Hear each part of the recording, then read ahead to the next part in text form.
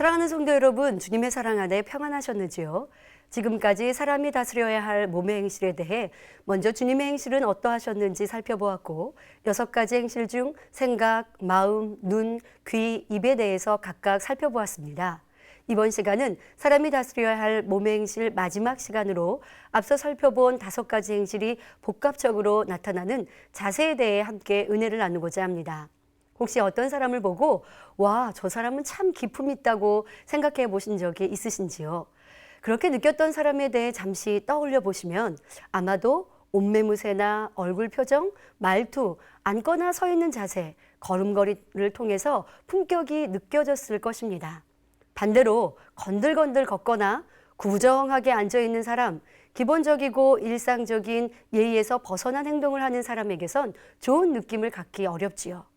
이렇게 자세 하나만으로도 각 사람의 품격이 달라질 수 있습니다.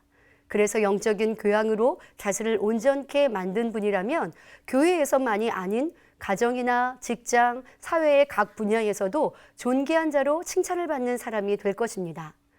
존귀한 자로 인정을 받게 되면 직분의 높고 낮음에 의해서가 아닌 하나님께서 보장하시는 권세로서 온전한 자세만으로도 능히 모든 것을 다스릴 수가 있게 되는 것입니다. 예수님께서는 다투지도 아니하셨고 들레지도 않으셨으며 길에서 아무도 그 소리를 듣지 못했다고 기록하고 있습니다. 겉모습만으로 본다면 예수님에게서 무슨 힘과 권세를 느낄 수 있겠습니까? 소리를 지르고 어깨에 힘을 주며 지시하고 명령하고 주장하는 자세일 때 힘이 있어 보일 텐데 예수님은 정반대이셨지요. 그러나 예수님은 아무 죄도 없으시며 오직 선과 사랑으로 충만하시니 하나님이 보장해 주심으로 하늘의 능력을 끌어내리는 상상할 수 없는 능력을 소유하고 계셨습니다. 그러니 만물이 그 앞에 복종할 뿐만 아니라 사람들이 그 권세 앞에 굴복하는 것도 볼 수가 있습니다. 겉으로 봐서는 연한 순같이 연약해 보이지만 그 속에는 강한 힘이 있어 사람들이 압도되어 감히 한 말씀도 대답지 못하고 더 이상 묻지도 못했던 것입니다. 예수님의 강한 힘은 예수님 자체의 고결한 품격과 그 마음에서 나오는 흠잡을 데 없는 자세, 그리고 거기서 나오는 영적인 권세로 말미암는다는 사실입니다. 바로 이것이 지금 6번째 소개하고자 하는 자세란 과연 어떤 것인가를 먼저 결론적으로 제시해주고 있는 내용입니다. 그러므로 여러 가지 자세를 비우들어 말씀드릴 때 그리스도의 교양과 인격, 그리고 거기서 표현되는 자세를 일일이 설명드리지 못하더라도 스스로 궁구하고 실천에 옮기시면 많은 변화가 나타날 것입니다. 사랑하는 성도 여러분, 하나님이 원하시는 예의 바른 사람은 아름다운 마음을 가지고 아름다운 행동을 하는 사람입니다. 그런데 이런 진리 안에서의 예절은 아름다운 마음씨가 행동으로 나타나기 때문에 돈으로 살 수도 없고 다른 사람으로부터 얻어올 수도 없습니다. 다이아몬드도 연마하지 않으면 한낱 돌에 불과하듯이 사람도 자신의 인격과 행동을 하나님의 말씀 안에서 연마해야 주님 닮은 아름다운 성도가 될 수 있지요. 디모데전서 4장 7절부터 8절에 망령되고 허탄한 신화를 버리고 오직 경건에 이르기를 연습하라. 육체의 연습은 약간의 유익이 있으나 경건은 범사에 유익하니 금생과 내생에 약속이 있느니라 하신 말씀대로 여러분의 모든 자세와 동작, 표정과 몸짓, 그리고 대화할 때 등 모든 삶에 있어 바른 예를 갖추고자 꾸준히 노력해 보십시오. 그렇게 자신을 다듬어감으로 여러분 마음의 성결함이 유감없이 아름다운 향기로 바래져서 다른 사람에게 전해질 수 있기를 바랍니다. 사람들은 자신이 속해 있는 사회에서 필요한 것들을 부모나 주변 사람들을 통해 배웁니다. 식사 예절, 대화나 인사하는 법 등 이런 일상적인 예의들뿐만 아니라 더 나아가 다른 사람의 입장과 상황을 살펴서 양보하고 희생하는 법 등도 배워가지요.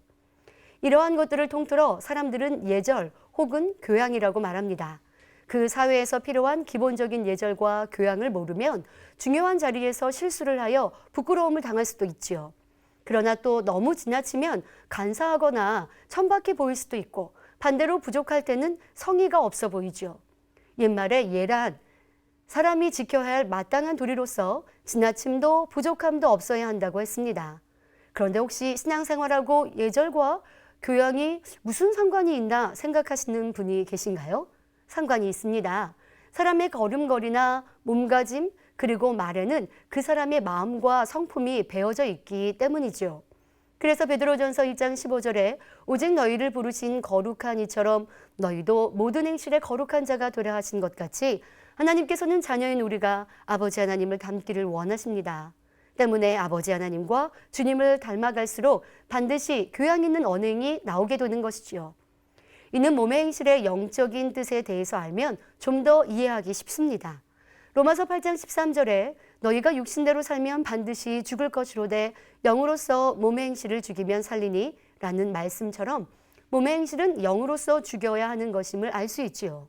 여기서 몸은 단순히 사람의 신체가 아닌 영적인 의미의 몸으로 영의 지식, 곧 진리가 빠져나가고 비진리로 물든 썩어질 육적인 몸을 의미하지요. 첫사람 아담이 생명이었을 때는 영의 지식, 즉 진리로만 가득 담겨 있어 그 행실 또한 고귀하고 기품 있는 행실이었습니다. 그러나 선악과를 따먹은 후에는 영의 지식 대신 비진리가 결합된 몸이 되었고 육으로 변질된 후에 몸의 행실은 비진리를 쫓아 나오던 행실이 되었습니다. 아담의 맏아들인 가인을 보면 이런 모습을 찾아볼 수 있습니다. 하나님에 대해서도 불손한 말과 모습이 있었고 형제 간의 우애를 저버리고 자신의 감정도 다스리지 못하는 거룩함과는 반대의 행함이었지요. 바로 마음의 비진리, 죄가 들어오니 몸의 행실 또한 거룩하지 않게 되었다는 것입니다. 그러니 영으로서 몸의 행실을 죽여야 살 수 있다고 표현하는 것이지요. 그런데 몸의 행실에는 명백한 죄를 범한 것뿐만 아니라 데살로니가전서 5장 22절의 말씀처럼 악은 모든 모양이라도 버리라는 말씀과 같이 온전하지 않은 행실들도 모두 포함됩니다. 가령 악의는 없지만 말투가 딱딱하고 퉁명스러운 사람이 주님을 영접하여 마음의 악은 버렸다 해도 육에 거했을 때의 흔적이 남아있으므로 다정다감하기보다는 무뚝뚝한 성격이나 말투, 표정이 그대로 나타나기도 합니다.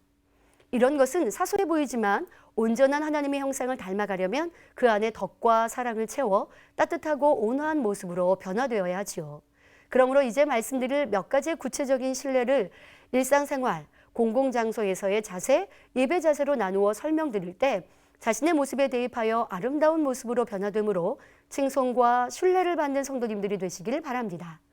먼저 일상생활에서의 자세로 대인관계에서의 자세인 인사, 대화, 전화통화, 상대를 대하는 태도 등과 개인적으로 갖추어야 할 자세인 바른 자세와 몸가짐 등에 대해 살펴보겠습니다. 사랑하는 성도 여러분, 대인관계에서의 자세 중 친밀한 관계를 유지하게 하는 윤활유와 같은 인사는 어떻게 하는 것이 바른 자세일까요?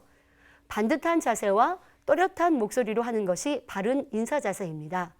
건성으로 고개만 까딱 한다거나 윗사람인지 아랫사람인지도 모르고 자기 방식대로 대충 넘어가는 인사, 쑥스러워하는 것처럼 웅얼웅얼하며 고개를 숙이는 등 마는 등 하는 인사는 진심이 전해지지 않지요. 반대로 너무 허리를 깊이 숙이고 굽실거리는 것처럼 인사하거나 조용한 사무실에서 주변 사람들이 쳐다볼 정도로 너무 큰 소리로 인사하는 등 상대를 민망하게 만드는 이런 인사 자세도 고쳐야 하겠습니다. 또 대화할 때는 어떻게 하는 것이 바른 자세일까요? 먼저는 상대의 말을 들어주는 자세, 즉 경청해야 합니다. 행여 본인이 이미 알고 있는 것을 장황하게 설명한다 해도 처음 듣는 듯이 귀 기울여서 들어줄 수 있는 여유 있는 자세가 필요하지요. 그 상대가 이 사실을 나중에라도 알게 된다면 자신이 존중받았다는 것을 느끼고 큰 감동을 받게 될 것입니다. 반대로 내가 말하는 입장이라면 상대의 상황을 살필 줄 알아야 합니다. 바쁜 사람을 붙들고 일방적으로 말을 걸어 시간을 뺏는 것은 무례한 행위가 되기 때문이죠.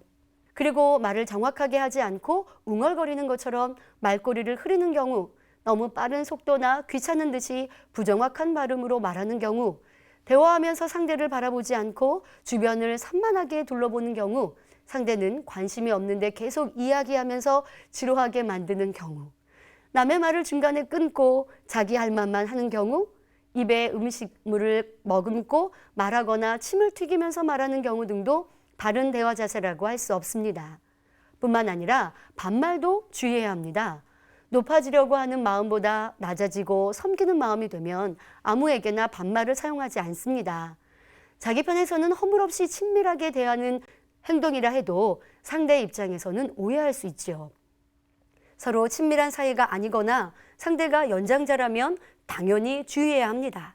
또한 격에 맞는 경어를 쓰지 않는 경우도 있습니다. 각 나라마다 경어 사용법이 다를 수 있지만 기본적으로 상대에 대한 존경의 마음을 가지고 어투나 억양, 표정 등을 상황과 격에 맞게 사용해야 하지요. 또한 하나님과의 대화인 기도를 할 때에도 바른 경어와 자세를 가져야 합니다. 개인적으로나 여러 사람을 대표하여 기도할 때 삼가 주의하여 반드시 격에 맞는 반듯한 경어를 사용해야 합니다. 목소리도 부르짖어 큰 소리로 하되 예쁘고 고운 소리로, 그리고 무릎을 꿇을 수 있는 장소라면 무릎을 꿇고 두 손을 모으고 단정한 자세로 하나님께서 앞에 계시는 것 같이 기도드려야 하지요. 이 밖에 더 유의할 것이 있다면 너무 심한 사투리나 전문 용어, 유행어, 은어, 외래어 등 일부 사람들이 쓰는 말을 아무에게나 사용하지 말아야겠습니다. 말의 중요성에 대해서는 지난 사람이 다스려야 할 몸의 행실 6편 2에서 말씀드렸습니다. 다시금 떠올려 보시고 오늘 말씀과 함께 마음에 새기셔서 온전하고 바른 대화 자세를 가진 성도님들이 되어지시길 바랍니다. 그러나 아무리 화법이나 화술이 좋다 해도 가장 중요한 것은 말하는 사람의 마음가짐이라는 것, 이 한 가지만큼은 꼭 기억하셔야 할 것입니다. 다음으로 전화 통화할 때는 어떻게 하는 것이 바른 자세일까요? 전화로 대화하는 것은 말로써 자기의 의사를 전달해야 하기 때문에 상대방을 보고 얘기하는 것보다 훨씬 조심스럽게 해야 하며, 통화 중에 자기 할 말만 하고 그냥 끊어버리는 것은 무례한 것이기에 꼭 주의해야 합니다. 또 남의 집이나 사무실에 전화를 걸어서 먼저 자신의 신분을 정확히 밝히지 않고 이것저것 물어보거나 자기 용건만 계속 말하는 것도 예의에서 벗어나지요. 그리고 소화기도 막지 않은 채 소리를 지르면 전화를 건 상대가 기분이 나빠지거나 놀라는 수가 있습니다. 밤늦게 전화한다거나 너무 오랫동안 통화하는 것도 실례이지요. 이렇게 전화를 받는 상대를 위한 예절뿐만 아니라 전화를 받는 상황에서의 예절도 필요합니다. 즉, 전철이나 버스 안에서 혹은 공공장소에서 큰 소리로 통화한다거나 대화 중에 상대방에게 양해를 구하지 않고 전화를 받거나 문자 메시지를 확인하는 것도 삼가야 합니다. 중요한 상대와 대화한다면 처음부터 전화를 꺼놓는 것도 예의이지요. 혹 급한 용무가 있어서 켜놓았다 해도 상대의 양해 없이 전화를 받거나 문자를 확인한다면 그만큼 상대를 존중하지 않는 것입니다. 이러한 예의가 평소에 습관이 되어 있지 않으면 예배 시간에도 전화벨이 울리게 하거나 심지어 예배 중에 통화하는 경우도 있지요. 사람들과의 관계 속에서의 모습이 하나님께도 무례한 행함으로 나오는 것입니다. 그러므로 하나님께 드리는 예배 시간이나 기도 시간에는 마땅히 전화기를 끄고 있어야 합니다. 이제 대인관계에서의 자세 중 마지막으로 상대를 대하는 태도에 대해 살펴보겠습니다. 가까운 관계인 부부, 부모, 자녀, 형제뿐만 아니라 친척, 이웃, 친구, 직장에서의 상사나 동료에 이르기까지 각 관계에서 지켜야 할 예의와 자세가 있지요. 가장 가까운 사람이니 편하다고 함부로 대하는 것이 아니라 가까울수록 더 예의를 지키고 인내할 때 의견 충돌이 일어나지 않고 원만하고 행복한 관계를 유지할 수 있지요. 또한 어떠한 관계든 관심과 애정을 갖되 상대의 입장에서 이해해 주려고 하는 태도가 필요합니다. 상대를 존중하고 귀히 여기며 감사하는 마음으로 말과 행실로 아껴주고 위로해주는 아름다운 자세가 필요하지요. 그러니 축하 또는 위로의 인사 등도 잊지 않고 챙기는 것도 중요합니다. 뿐만 아니라 자기 자녀라도 함부로 대해서는 안 되며 누구라도 함부로 비판하는 것은 관계에 틈이 생기게 되므로 삼가야 합니다. 또한 자기 유익을 위해 무리한 부탁을 하여 상대를 괴롭게 하는 일도, 그 반대로 의리나 인정에 사로잡혀서 필요 이상의 도움을 주는 것도 삼가야 합니다. 그것은 상대방으로 하여금 부담감을 느끼게 하며 일이 잘못되면 오히려 어색한 관계가 되어버리기도 하기 때문입니다.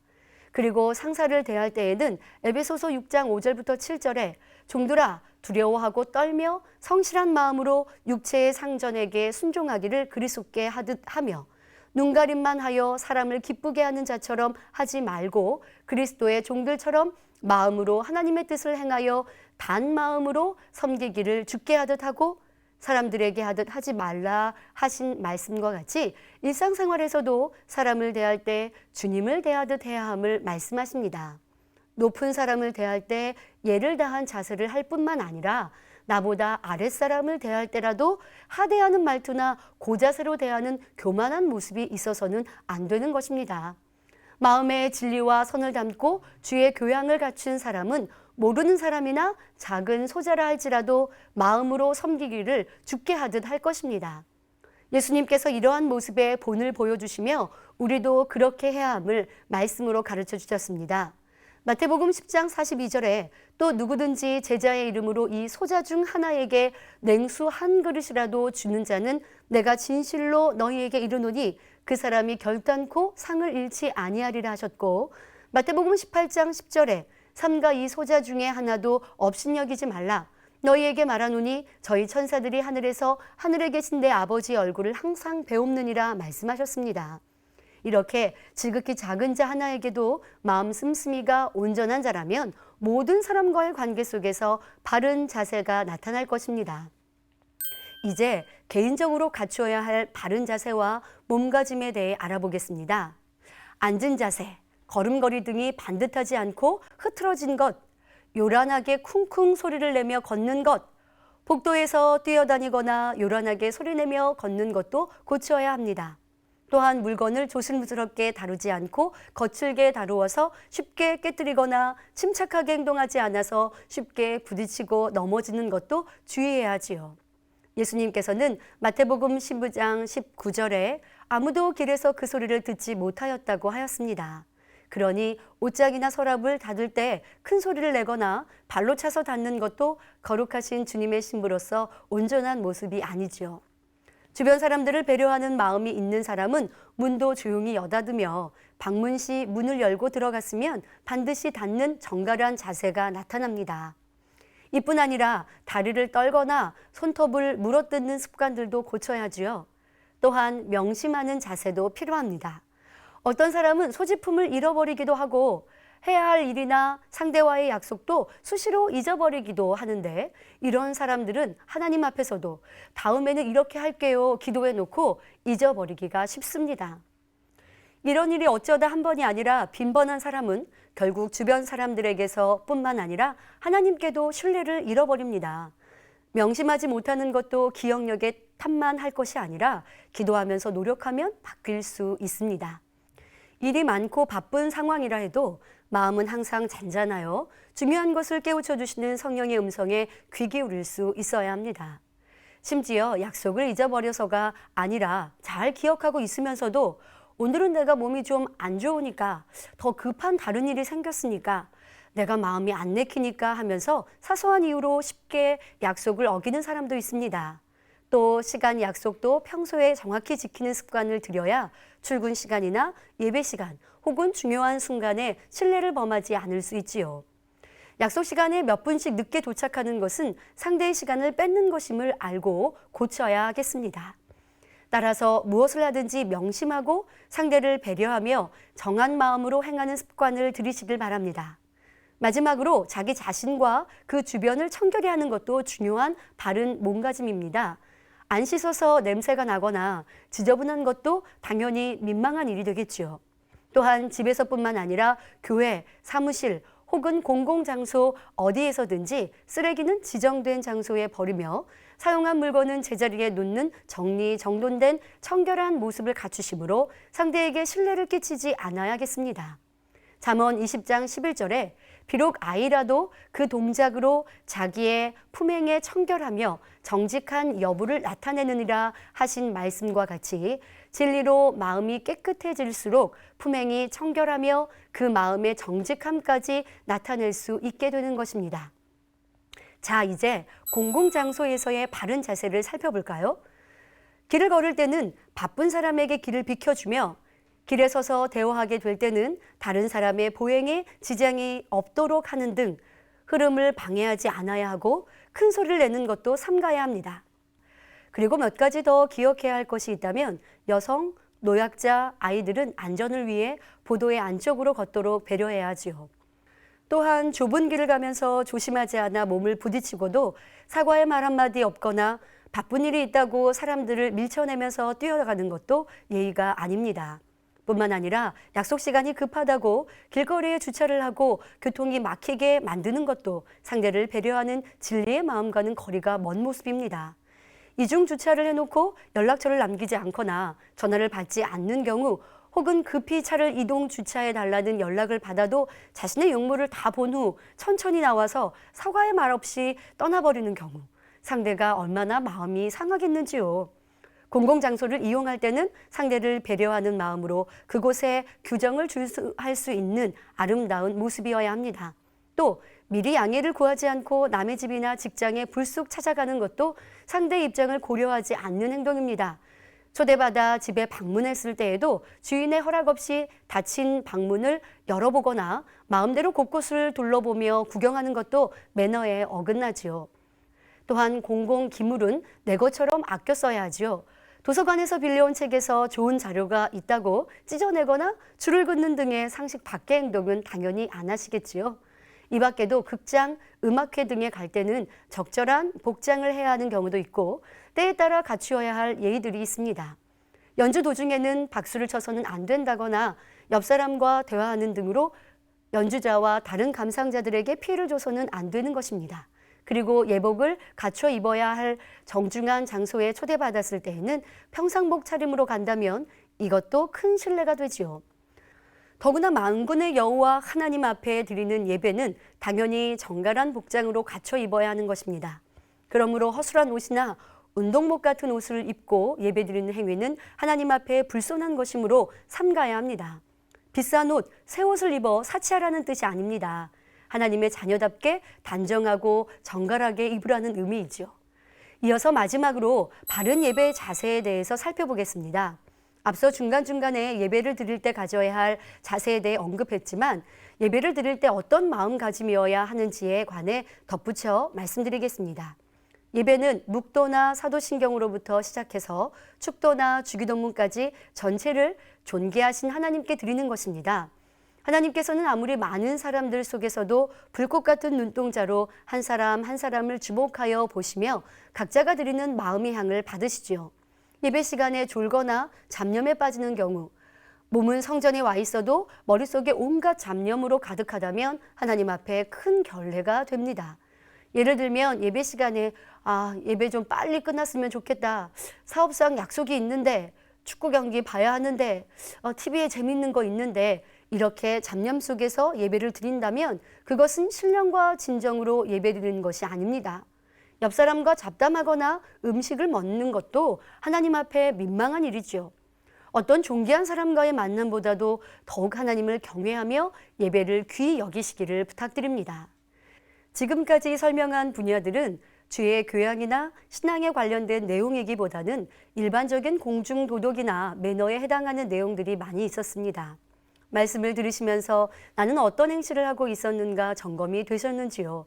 그러나 이런 교양들을 시험 공부하듯이 다 외우려고 애쓰실 필요는 없습니다. 왜냐하면 모든 행동은 그 사람의 마음 됨됨이에서 나오는 것이기 때문이지요.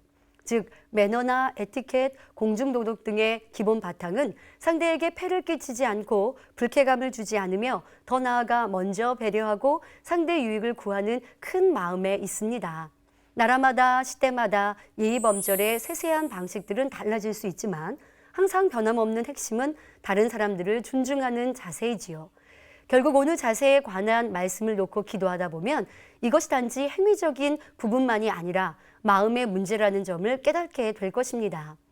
이번 시간까지 사람이 다스려야 할 몸의 행실에 대해 생각, 마음, 눈, 귀, 입, 자세 이렇게 6가지 분야로 살펴보았습니다. 그러나 안다고 해서 되는 것이 아니요.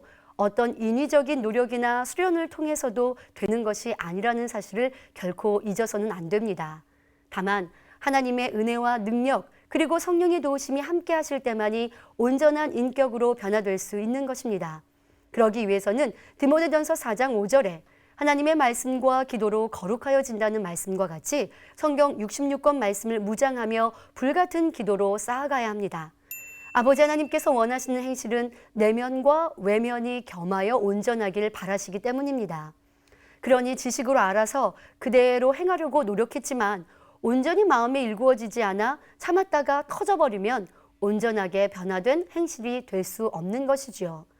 결국 마음이 온전해짐으로 생각이 온전해지고 행실이 온전해져서 그 상태가 계속해서 지속되고 유지될 때 진정한 그리스도의 사람이 되는 것입니다.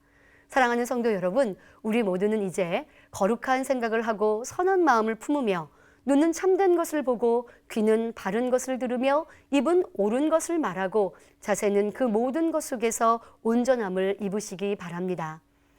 그러므로 마태복음 5장 16절에 이같이 너희 빛을 사람 앞에 비추게 하여 저희로 너희 착한 행실을 보고 하늘에 계신 너희 아버지께 영광을 돌리게 하라 하심같이 그리스도의 향기를 바라는 복된 삶을 영위하시길 주님의 이름으로 축원합니다.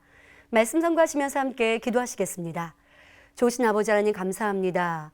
오늘은 마지막 시간으로 우리의 자세에 대해 살펴보았습니다. 주님의 행실은 어떠하셨을까를 항상 마음에 기억하며 더 바른 자세 또한 많은 사람들에게 은혜와 감동을 줄 수 있는 우리의 행함이 되게 하여 주옵소서. 그 행함은 우리의 마음으로부터 나온다 하였으니 더 진리로 마음을 채우게 하시고 또한 우리의 행실도 주님께서 기뻐하시는 복된 성도들의 모습으로 아름답게 만들어질 수 있도록 도와주옵소서.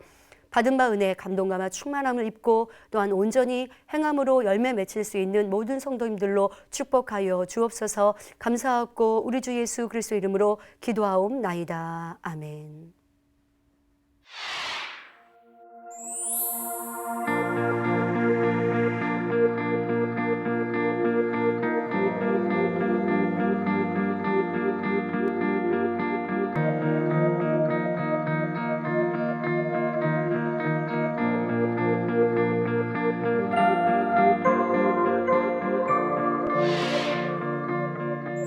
아버지 하나님께서 원하시는 행실은 내면과 외면이 겸하여 온전하기를 바라시기 때문입니다. 그러니 지식으로 알아서 그대로 행하려고 노력했지만 온전히 마음에 일구어지지 않아 참았다가 터져버리면 온전하게 변화된 행실이 될 수 없는 것이지요. 결국 마음이 온전해짐으로 생각이 온전해지고 행실이 온전해져서 그 상태가 계속해서 지속되고 유지될 때 진정한 그리스도의 사람이 되는 것입니다.